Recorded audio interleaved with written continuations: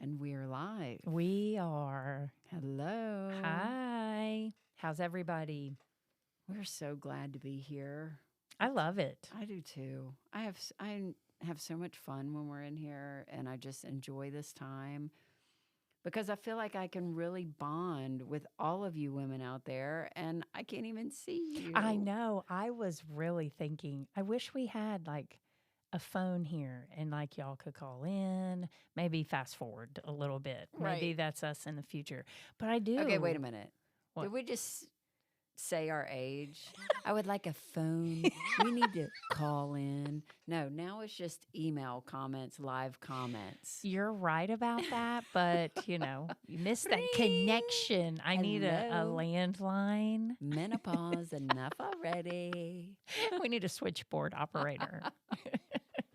Menopause, enough wow. already. Oh my goodness. I want to talk to Heather and Courtney. We have someone on the phone. No, just kidding. So anyway, menopause enough already. Thanks for listening. Thanks for being here today. I'm Courtney, I'm Heather. and we're the Mac Sisters. We are real women, real talk, supporting women through menopause mysteries, and trying to bring a little light, a little education, and a lot of humor to the things that we're going through, because I know we say this all the time. If we did not laugh about it, we would cry. And crying gives me a headache. Yeah.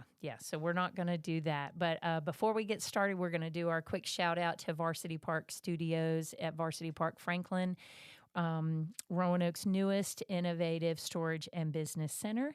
You can check them out on Facebook or at varsityparkfranklin.com. That is, we love this studio, being able to come over here, and I really do. I love it. We have a green room, and so if we have guests, they can wait in the green room. When we have guests. You can watch it live. So if someone wants to be our guest, email us, DM us. We would Yes. love to make it happen. We like to have a lot of fun. So if you don't sign up. Don't come. But You're going to drag us down. Don't do it. no Debbie Downers. We are here for all the fun things. Yes. So yeah, Heather, what do you got on your mind today? What's going on? Well, I wanted to share another comment that we received. Okay. It was just it was a general comment, but I thought it would be nice to share. She said, I listened to your podcast and I really enjoyed it. I think it is a great subject because so many women are not aware, or there's limited awareness. And so much of what you and your sister talked about is great. I definitely appreciate your humor. So thank you for just kind of giving us some feedback, and it's what we're here for. And we want feedback because we want to make sure that what we are doing is serving you, is serving, you ladies out there that are listening and are searching for answers and things that you can do to help yourselves live healthier, happier lives. Mm-hmm. So, Yeah. We know we both have been going through researching, finding, trying. Trial and error is a big part of going through menopause. What can I eat that decreases symptoms? What can I do to help me sleep better? What Right. can I, what Crocs are the best on your feet when your feet hurt? yeah. Or if you have frozen shoulder, or if you have frozen groin, how can I get up and walk? Right. All of the things, because goodness gracious, ladies, we definitely go through it. But just a reminder, we are not medical professionals. So we're kind of, But are. I did stay at a Holiday Inn last night. Do you remember that commercial? Yes. Which qualifies you to do all the things. All the things. Well, I do have a podcast. That has become kind of a little joke. With my kids are in their 20s, and we laugh about it because I'm like, well, it's kind of cool that your mom does a podcast. And then we all laugh about it. And I know I've said this, my daughter, she's in college, and I was FaceTiming her the other night, and she was like, did you do your podcast today? And I was like, yes. And her roommate runs over, sticks her face in the FaceTime, and she goes, can we be on your show? And I was like, girl, you are 18. You barely even getting going. I was like, you can't be on my show. What are you going to talk about? Right. Right. Y'all are tight skinned, beautiful Babies. lips, all the things. Right. The full lips. Ugh.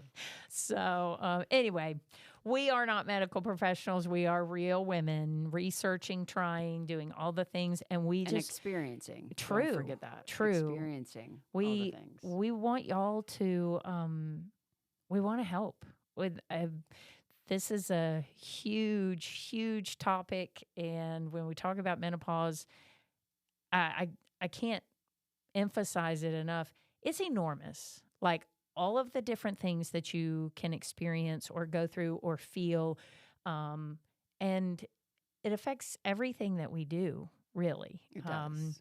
Our how we feel about ourselves, our relationships, our work productivity, I mean, there's just so much that comes into play when you say, quote unquote, menopause. Right. Like, okay, well, you just like that's everything. Mm-hmm. We've talked a lot about estrogen. Okay. Yes. So estrogen for women, like it is the end all be all of everything that we are as a female. Mm-hmm. Estrogen is in every cell of our body. It is involved in almost every biological function that we have in our bodies. It is not just for reproductive purposes. Right. It's in our hair, our eyes, our gut, our muscles, Our our bones, cholesterol levels, everything. So when our estrogen levels change, we know it. Absolutely. Heather was just saying she knows when her estrogen levels change because she gets migraines. Yes. So what I was going to say, we're going to talk about hormone replacement therapy and different things that Yeah. Courtney and I have done Yeah. and what we have tried. And we use different modalities, which is fine because it Yep. works for us individually. And I was telling Courtney, I do, even though I get pellets, I get estrogen pellets, testosterone pellets, and I take progesterone. When I keep my my estrogen a little lower because my whole life I have had migraines. Yeah. I have had the period migraines. I would have migraines about 3 to 5 nights a week. I'd wake up in the middle of the night between 2 and 4 ready to vomit with a migraine. And they were just debilitating. They were, but at the same time, I still had to function. You had to go. I had to go to work. I had to Soldier take care on, of kids, girl. whatever. Yeah. So I have always had migraines. So when I started getting the hormone replacement therapy, I noticed and I said, hey, my headache started coming back, which let's back up just a minute. When I went through menopause, I noticed I had fewer migraines. Mm-hmm. I didn't get the headaches that a lot of people are talking about going through perimenopause. Did you instantly make a connection or not until later? Well, I knew I had like 3 different kinds of headaches and migraines, so I could feel the difference. So I could feel the hormonal headache differently from, say, a food allergy headache, Right. that kind of thing. So, and then there were ice pick headaches. So they were all different. But I did notice as I was going through perimenopause, my cycle was getting farther and farther apart. I was having fewer and fewer migraines. So the first time I got my pellets, I had these horrible migraines. Yep. So I went back to my hormone therapy doctor and I said, hey, I had horrible migraines.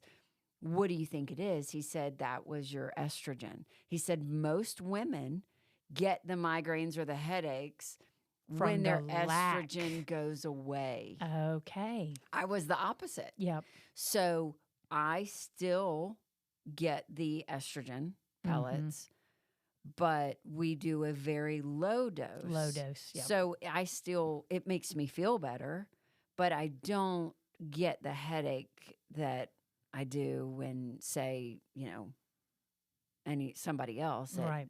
Gets a higher. Right. higher Let grade. me, I want to back this up just a bit. What happened for you? I know we've talked a lot about all of the things that you went through that kind of all over from frozen shoulder and all of the tests and those kinds of things. What was I don't know, maybe the moment in time where you were like, I'm looking into hormone replacement therapy. I want to get into that, or what happened? Share that with us. What happened? Well, of course, everything how I was feeling. All the frozen shoulder was actually gone, so I had use of my shoulders again. How did that go away? It just went away? It just went away. Okay, hormone But fluctuations. I also did a lot of meditation and thought processes of envisioning my pain going away, which I do think that, Okay, mindset. We talked a lot about. Absolutely. I think mindset has a lot to do with how we feel, how we act, and so what we manifest. Exactly. I'm a big believer in that. So I was manifesting healed shoulders. Okay. And so so that went away. The rest of my body, like it hurt to walk up and down stairs. I didn't know if my knees were going to give out, my hips were going to give out. I was tired of gaining weight. It was like I was gaining, 5 pounds a week, and involuntarily. I just felt like a swollen tick. Like I was getting ready to pop. You think that was like inflammation? Oh, full on inflammation. Inflammation, water, just retaining fluid, just feeling bad. Can I ask a question? Yeah. Did you reach a point where you were like, I'm done. Screw this. Yes. Like, this is my life. Yes. And this sucks, and I'm just old. Okay, so yes. I actually was like, okay, that's it. I'm going to get on my treadmill. I got on my treadmill, and I sped it up to like 2.5, and I thought I was going to die. And after I said, I'm just going to do a mile, 1 mile. At, I think it was 5 minutes at 2.5. So y'all can do the math. I didn't get very far.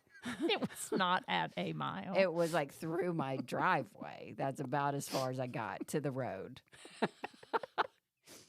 My hips hurt so bad I couldn't physically walk anymore on the treadmill. At 2.5, 0 incline. For 5 minutes. For 5 minutes. And I knew I had to do something. Yeah. Because a part of me also, so I had gained about 50 pounds. And the thought of losing 50 pounds was even overwhelming. Right. Like, for sure. Oh, well, I'm here. It is what it is. Right. This is who I am now. Right. This is who I'm going to be. Old. Yeah, this is it. And then I just felt so bad. I said, I can't do this anymore. Yeah. It wasn't me. It wasn't who I am. And it wasn't who I was. It wasn't who I wanted to be. Right. So, and I just felt a sadness in my life, and I felt like it was almost a defeated feeling. Yeah. So that's when I decided, you know what, I'm done. I'm going to make a change. And still making that choice to call a hormone specialist and going, that was just the beginning. Right. That was not even like, okay, get your hormones. All right, you feel better. Everything's good. It's not. Now we're like starting that the trial and error. Yes. Now we're just starting. Yes. So what about you? Like, what made you?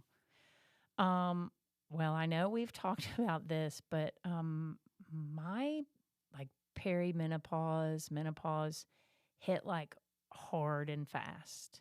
I've put on 15, 20 pounds, and my face got really round, like different looking, you know? And it was noticeable to me in the mirror. And immediately hot flashes and night sweats. That was a big thing. My joint pain, like I injured my knee in 2020. Went to ortho, torn meniscus, lots of crud and stuff going on in there.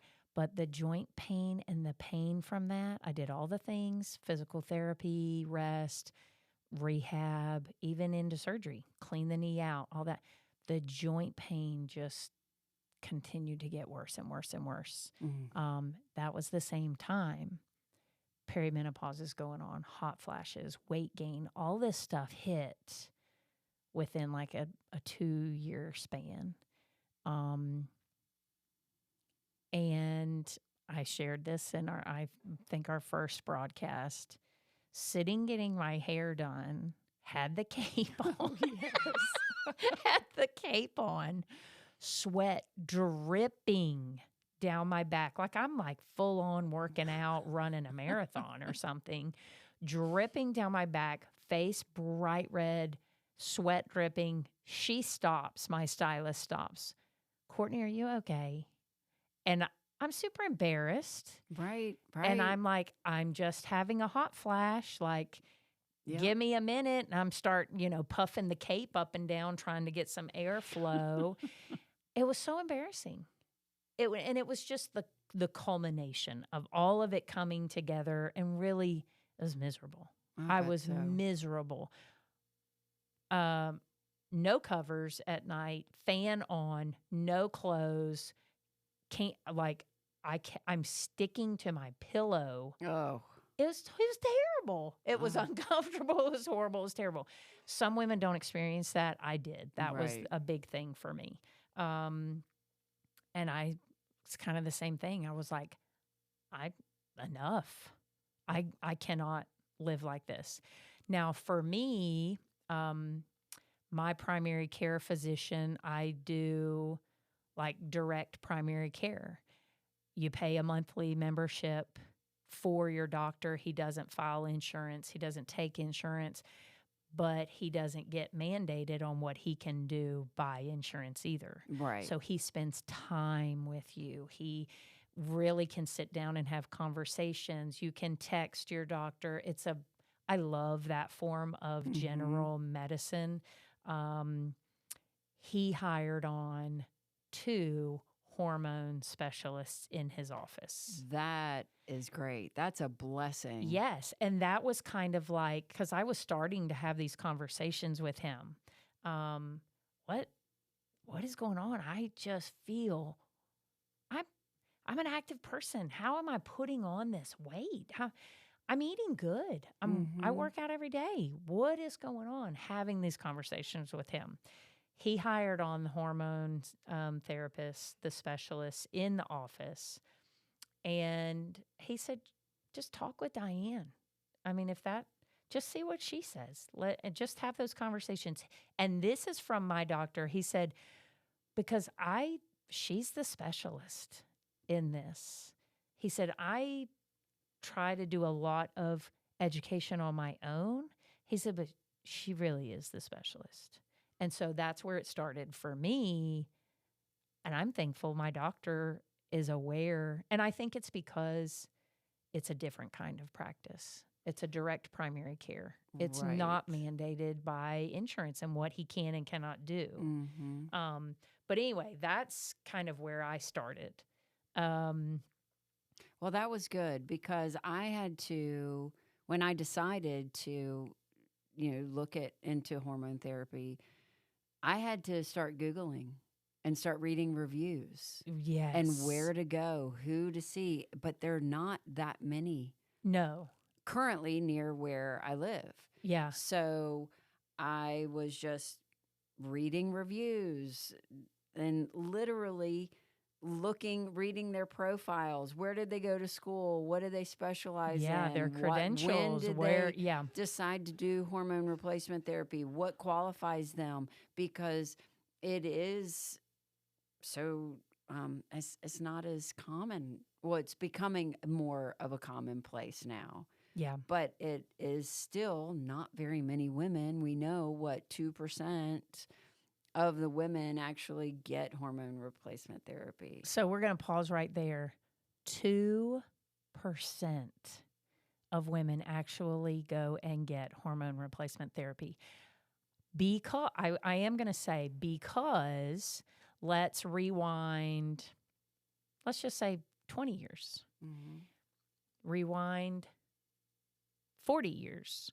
The research that was almost fabricated, like not really conducted research, was hormone replacement therapy is going to cause cancer and breast cancer. And actually, it's the opposite. Right. Hormone replacement therapy was an understudied element in the medical profession. They didn't know enough. And they used it as a scare tactic. I have a friend. She's my age. We're 48. She said she started going through perimenopause like about 40. So she goes to her gynecologist because that's what we're supposed to do, right? We're going through these things. I'm going to my doctor. I'm going to see what's going on. Gynecologist puts her on the pill, puts her on birth control pills. And she's still on them at 48 years old. We're not having babies, very rarely at 48 years old. We don't need birth control. We need a hormone replacement therapy. We need help in different areas. Now, I'm going to preface this by saying not everybody's comfortable with it. And that is your choice. You have to do what you feel comfortable with. We did a podcast on the nutritional help that is out there, the menopause superfoods that are out there. Try all of those things first, because I did as well. I tried the natural supplements, the food, the nothing processed. I tried all of that, and it didn't touch any of my symptoms. I got zero relief. You've got to go back to what your doctor told you. Courtney, foods help when you have some hormones. That is true. But they're not going to help when you don't have any. That is true. So I followed my doctor's advice, met with the hormone specialist. We did my blood work. This was in like 21, 22. Did my blood work. I was a little low. She recommended a few little things, and I really didn't take it serious. Okay. So she prescribed testosterone and progesterone. We didn't do any estrogen at the time. My levels were low, but still there, still functioning, and a little bit of thyroid help to help with conversion. I'm not getting into all that because we'll lose all of you. But I didn't take it seriously because I was just low. And in my mind, okay, I can make it back. We're going to just take a little bit, do a little bit, take a little bit. And then I just didn't feel like keeping up with it. It was like, meh, and kind of went off of it. Okay, so when you were taking that, were they creams? Were they pellets? Were they, So what was this? I did a testosterone cream, just a tiny, tiny little bit. I want to say it was like 10 milligrams, something small. The dosage was small.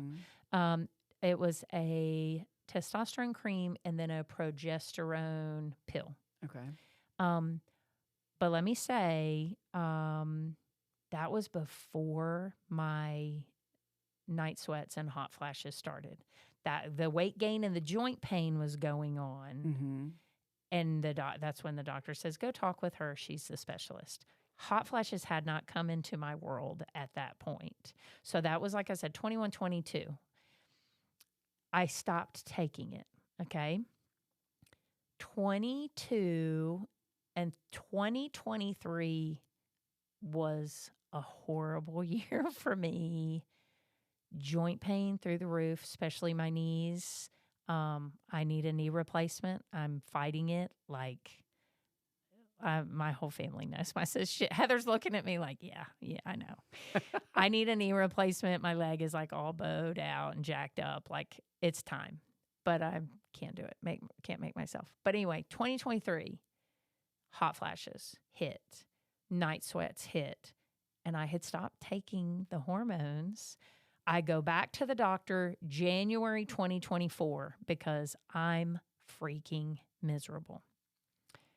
I have nothing, like no traceable amounts of estrogen, testosterone. And so Diane, I had already met with her in 2021, 2022. She compares my levels. She goes, Courtney, in about 14 months, you went straight menopausal. Like you're not making anything, like dust. like, like we talked nothing. about turn into dust, shriveling up. Well, you have in about 14 months. You're not doing anything. And I said, well, I've been trying the natural supplements. I've been trying the foods. She said, that helps when you are making something. You're not doing anything. Your body went, hey, we're done. Threw some confetti out. Last rock. And we're done. Peace out, off into the sunset. So I went small estrogen amount, testosterone, and 2 types of progesterone, a fast release and a slow release, to go to sleep and to stay asleep. Because I had started waking up at 3 a.m. and all the brain things, sweating, and now my brain is going to any memory, any decision I've ever made in my whole life, and we're reviewing it at 3 a.m.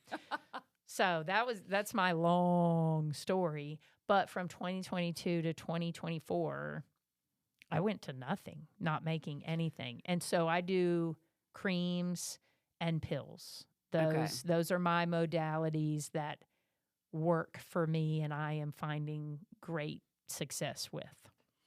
So I did not trust myself with creams because I know how I get sometimes. Like I'm all in for a solid week.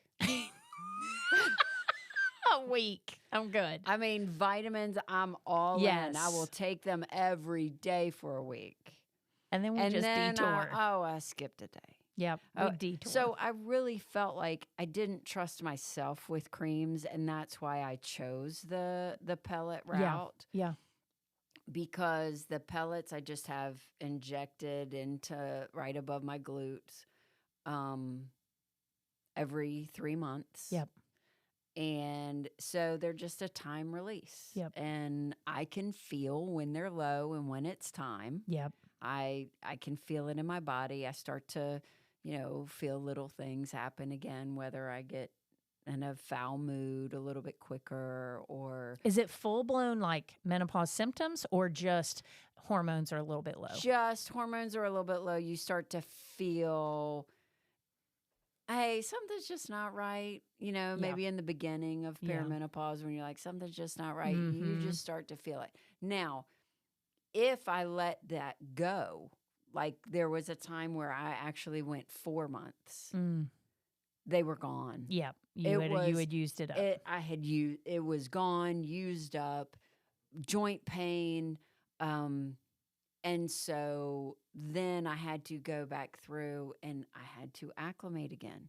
So, so it's a trial and error thing, I think, for you to figure out what would work best for you. If you want to do creams, great, do the creams. I just didn't trust myself, and I've enjoyed the pellets, and I feel good with the pellets. They give me a great boost of energy. Yeah. I love the doctor that does them. He's very knowledgeable of the pellets and how the hormones work. And, of course, there's a lot of blood work and blood testing and just to make sure that we're staying in good ranges. Yeah. So the biggest thing that I have researched and studied about the different hormone modalities is everyone's different. We've said that a million times on the podcast. Some people don't absorb creams well. Their body just does not absorb it. Sometimes people, when they take things orally, their body doesn't absorb it well. You have to find the modality. If you decide to go down this route, you will have to find the modality that works for you, creams, orally. I know some people that do injections because their body doesn't absorb even the pellets, like their body doesn't take it properly, or from the pellet and actually let it release into the body. Yes. Like everyone's bodies are different. And also you have to, it is definitely trial and error, because even with an oral or a cream, you have to find different doses. I do like my hormone doctor. She said, we're kind of taking a sniper approach, and she said, I know how much you are taking every day. If we need to make small adjustments with, say, 2 milligrams difference, 1 milligram difference, we can make small little adjustments and take a sniper approach at giving you the minimal dose that we need to get you feeling better. I don't have any breakthrough bleeding. You know, sometimes women experience breakthrough bleeding.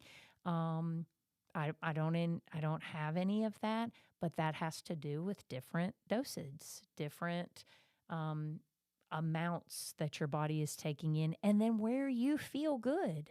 I have a friend, she keeps her estrogen really high because she feels really good when her estrogen is really high. So she does have breakthrough bleeding.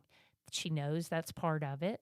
She's good with that. I'm not dealing with that. I'm done. Those days are done. I'm not keeping those supplies in the linen closet anymore. Don't need these. Do not want them. But I feel good where I'm at. So it really is about where you feel good. It's a trial and error. I also wanted to say it's not based on blood work alone. No. Perimenopause, if you go in and do blood work, it's going to be different every time, because we know perimenopause is fluctuation of hormones. You're going to be high, you're going to be low, so you can't go on blood panel alone. You have to go on symptoms. You have to go on how you're feeling. We know when you do blood work in menopause, you're going to be low in everything. Right. So it's not always about the blood work. It's how are you feeling? Are you getting symptom relief? Are you feeling anxious? Are you feeling depressed? Is your hair thinning? Like, we're still tuned in to how we're feeling, and we're still tuned into our symptoms. So it's not always just blood work. And then part 2 of this, you got to find a doctor that you click with. It's Absolutely. like any other doctor. You have to find a doctor that you work well. Again, my friend that I was talking about keeps her estrogen high. She injects her estrogen, which is really not the norm, because that was the only thing that worked for her. She likes to keep it high, But she's been to like 4 different doctors, because some doctors would not go that high on her estrogen. They would go, this is what I'm prescribing to you. This is it. This is it. And she's like, but I'm still feeling not optimized. Right.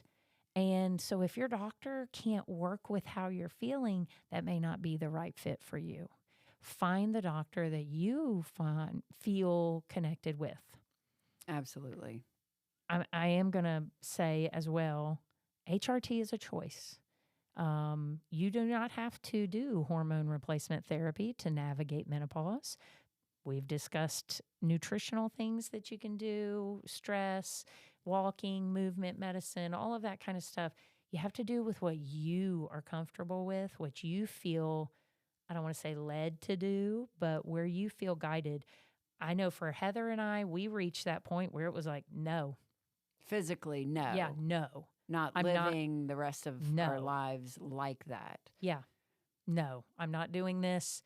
I need some help. I've tried the natural, I've tried the everything, but no. Right. Give me something else. Right. I'm in. And I will say, though, I have been on hormone replacement therapy now for 2 years. I will not go without it. Right. I will, the rest of my life, I will, because it has just made such a difference in my life. I don't want to go backwards. Okay. Hormone replacement, hormones leveled and where they should be. Yes. Tell them about your weight loss. Where are we at? We down 50? Yes, we are down. She 50. dropped that 50, y'all. Now, hey, it was work. It was Yeah, work. no. Hormone replacement Do not therapy. just go boom. No. And my cheeks are sunken in. HRT does not give you weight loss. It gives you balanced hormones. Which so we still have to gives do the work. you the energy you need to get through the workout. It gives you the healing repair to recover from your workouts. Decrease of joint pain. Yes, we can decrease move. in joint pain. It helps you, or it helped me, not have bad cravings. Because I just felt better. I ate better. My gut health was better. So it just makes everything work the way it's supposed to. Yeah, you level up. I'm not a singer. But so Heather uses the pellets. I use creams and oral pills. There are patches. There are rings. There are creams. There are injectables. Yeah, there are injections. There's a lot of modalities, and there's a lot of different things that you can do. Vitamin D. Take your vitamin D. Yes. Take your vitamin K. Take your omega-3s. And your Bs. Yep. Those are vitamins that greatly affect and help going through the perimenopause, menopause. I feel like we can talk about HRT all day. I feel like we can talk about different stories, and maybe we will. We can come back to this and share some of our listeners' stories, share some of our friends' stories. If there is something you'd like to share with us, maybe your HRT journey, or scared of HRT, which is a lot. There's a lot of conflicting research out there.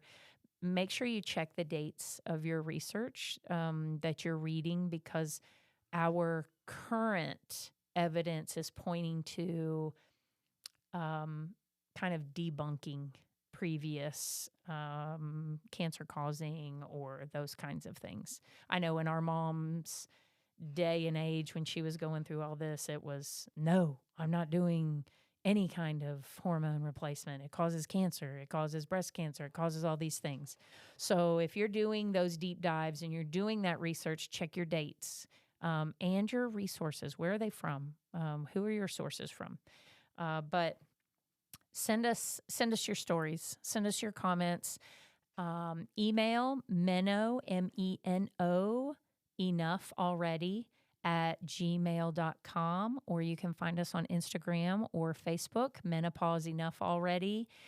We are on Spotify, Menopause Enough Already. Please share, guys. If you have found us, share us. We want to be a light. We want to be a support. We want to be a sounding board. Yeah, a sounding board. Share your comments. Send your questions. Anything like that. We are women supporting women, real talk, menopause mysteries, all of the things that we are experiencing as the amazing generation of women that we are. Exactly. Yep. Exactly. So thanks for tuning in today. Yes, thank you guys, and please reach out, and until next time. Yep.